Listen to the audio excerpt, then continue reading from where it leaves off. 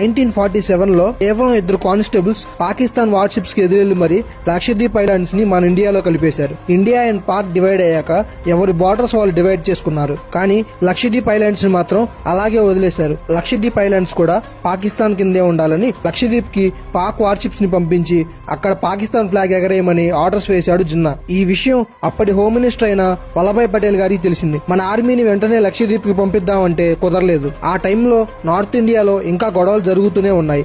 దీనివల్ల ఆర్మీ మొత్తం నార్త్ లోనే ఉండిపోయింది. అందుకే పటేల్ గారు కేరళలోని ట్రావెన్కోర్ మహారాజులకి ఒక మెసేజ్ పంపారు. మీ దగ్గర ఎంతమంది ఉంటే అంతమందిని తీసుకుని లక్షద్వీప్ ఐలాండ్స్ కి వెళ్లి పాకిస్తాన్ కన్నా ముందే మన ఇండియా ఫ్లాగ్ ని హోస్ట్ చేయమని చెప్పారు. కేరళకు చెందిన 2 కానిస్టేబుల్స్ ఒక బోట్ వేసుకుని అక్కడికి వెళ్లి పాకిస్తాన్ కన్నా ముందే మన ఇండియన్ ఫ్లాగ్ ని హోస్ట్ చేశారు. అప్పుడు పాకిస్తాన్ వార్షిప్ లో ఉన్న ఆర్మీ జనరల్ అక్కడ ఇండియన్ ఫ్లాగ్ ఎగరటం చూసి ఇండియన్ ఆర్మీ ఆల్రెడీ అక్కడ వచ్చిందేమోనని భయపడి షిప్పులు వెనక్కి తిప్పుకొని వెళ్లిపోయాడు.